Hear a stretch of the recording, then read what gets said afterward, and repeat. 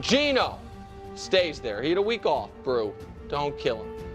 Jacoby Brissett is fine. Mac Jones, again, didn't play well this week, but we're running out of people to put on the mountain. Tyler Huntley, shout out Huntley on the mountain. Yeah. Thought he played well.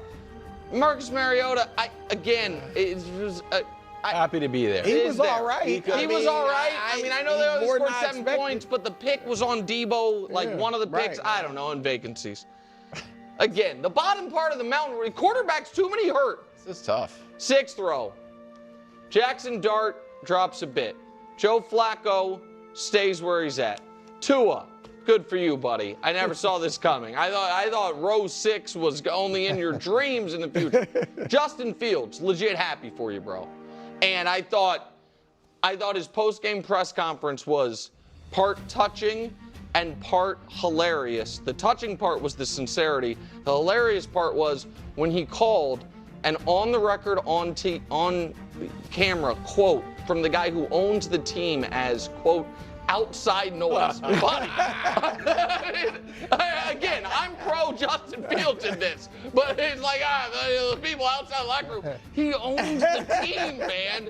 Caleb stays where he is, and Trevor didn't play but gets elevated just because Brew. I don't know what to do with the mountain. Like, who on the bottom row am I supposed to put up there? He could have been one of those.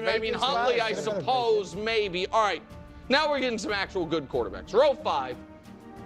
Justin Herbert. Listen, I'm happy for Justin Herbert. And unlike Colin, I don't mind that he's wearing a backwards hat to the Laker game. However, I am going to point out, Laker game this weekend, Dodger game last night. That Dodger game went quite late last night. And you ever tried to get out of Chavez Ravine? It's a nightmare. I'm not saying Justin Herbert was a little sleepy at practice today. I'm just saying I'd be checking his alarm clock. Aaron Rodgers, it's more about the guys above you or the guys who moved up than you playing poorly. I thought he was fine this week. Drop him just a bit. Sam Darnold stays where he is. C.J. Stroud, great game. Really good game and good the previous week. Like C.J. or good couple weeks before. C.J. steadying himself. And Bo Nix, after that amazing fourth quarter against the Giants. The amazing fourth quarter against the Giants.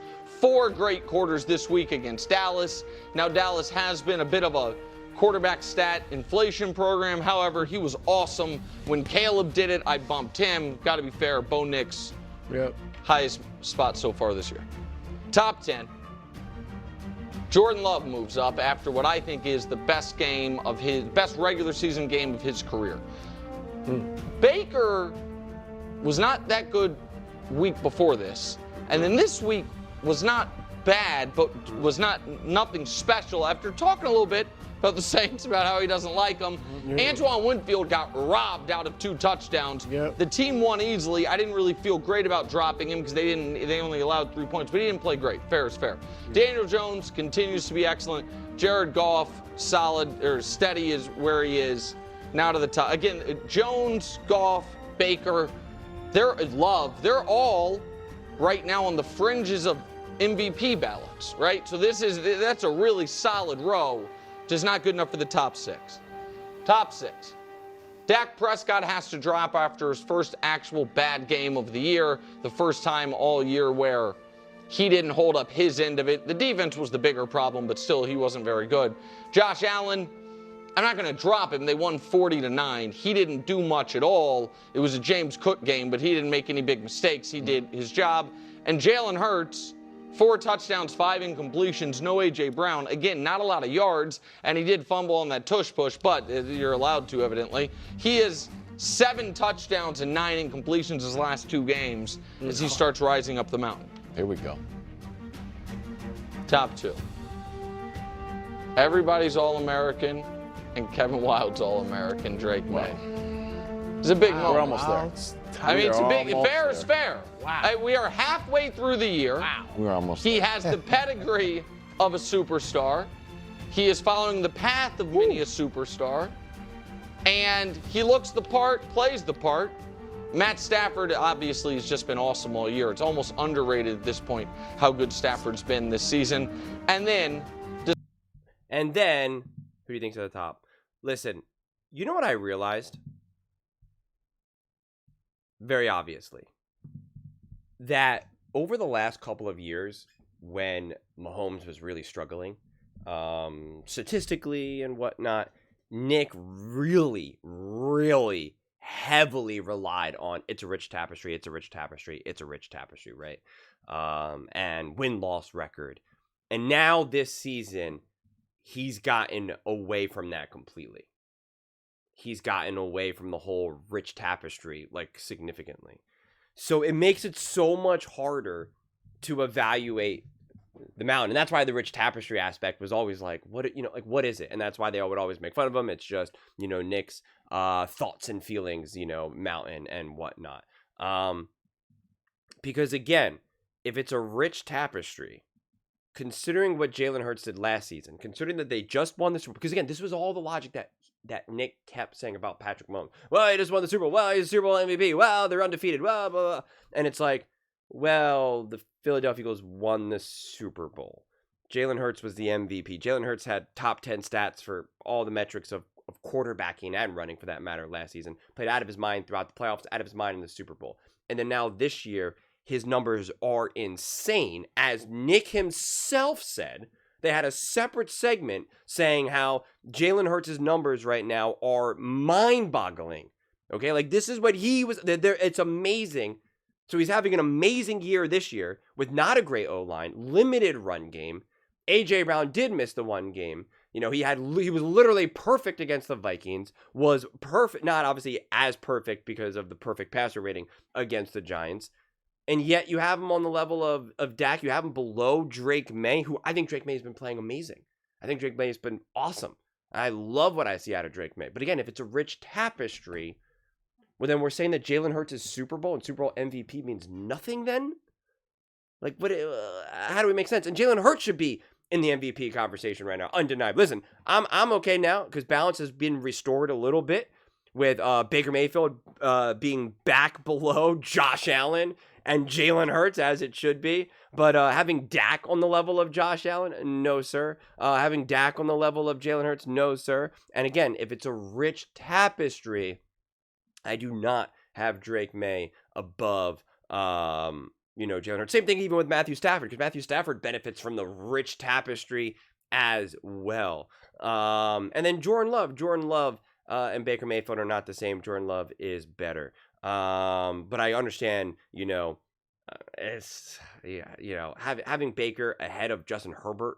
Like, are you, especially even just Justin Herbert doesn't move up after his last game. Like, guys, it's that game again, dude. Justin Herbert, okay.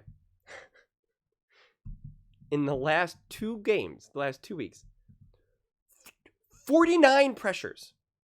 Okay, Baker was the second closest to him with 38, but there's 11 more pressures, and yet he was only sacked 5. Baker was sacked 7. Justin Herbert's yards, 647 yards. 647 yards, 6 touchdowns, and 3 interceptions. And a 68.8% completion percentage. And this is when Justin Herbert is just getting annihilated from an offensive line perspective. And yet he's putting up the highest yards, passing yards, top completion percentage, top touchdowns. Like, it's mind-boggling. It's absolutely mind-boggling. Nick said this earlier. I didn't watch the segment because I don't really care that much, but it was when I was trying to lead into the next segment. He said, listen, when Patrick Mahomes has receivers who can run the right routes and he has a good O-line, he's the best. Patrick Mahomes in those last 2 weeks was pressured 23 times. Justin Herbert was pressured double that. Double that.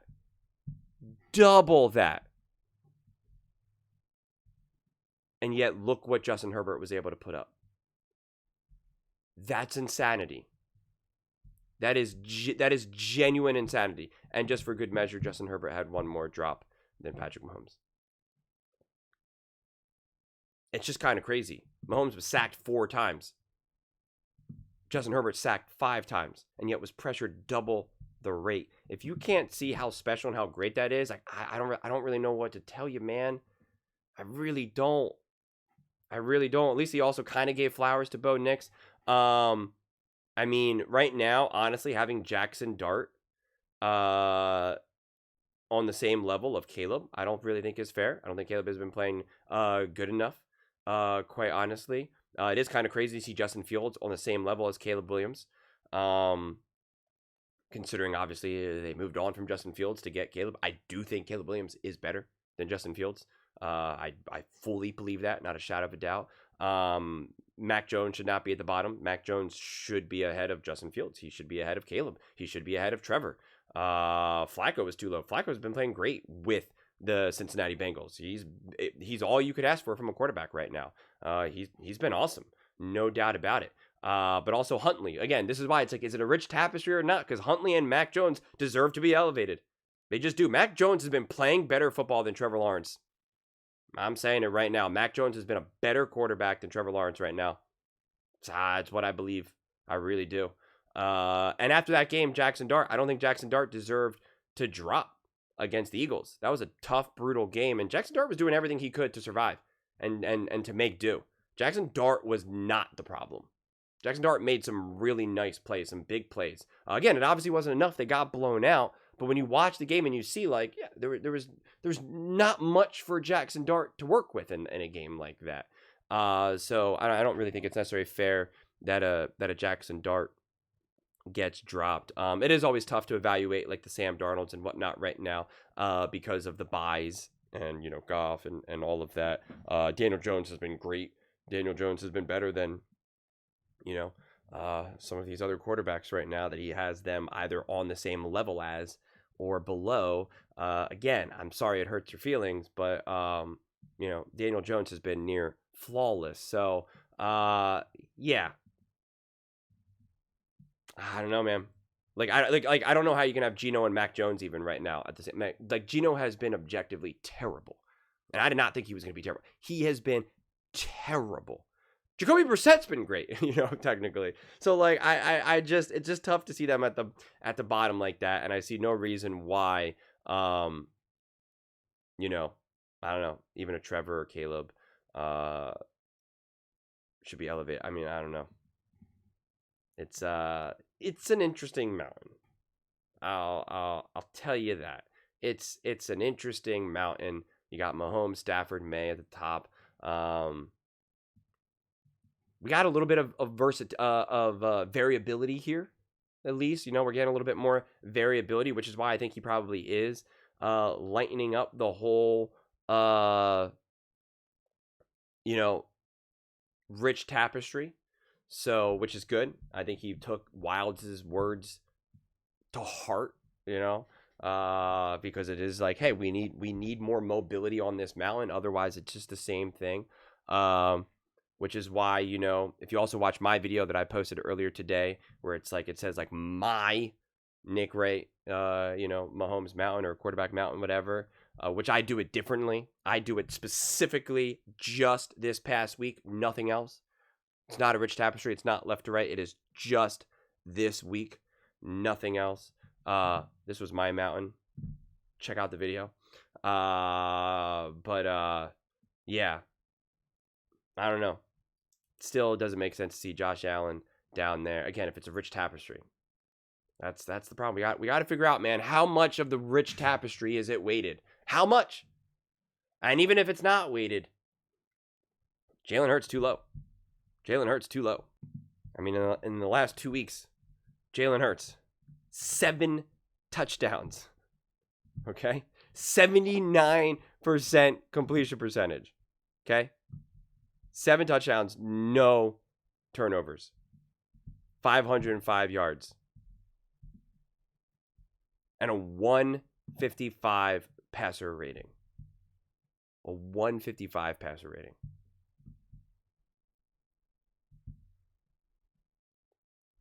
Yeah. I don't know.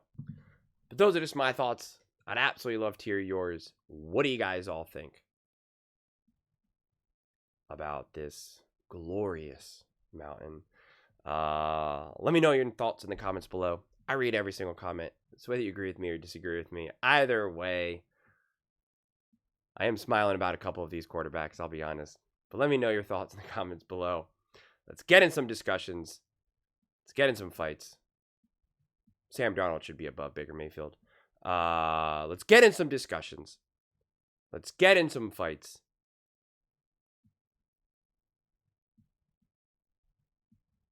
There's more I want to say. I'll just leave it at that. Let me know your thoughts. Please don't forget to subscribe. Please don't forget to give this video a thumbs up. Let's get after it in the comment section right now. I'm going to post this and I'm going to be in there hunting. So let's get after it. Thank you so much. See you next time.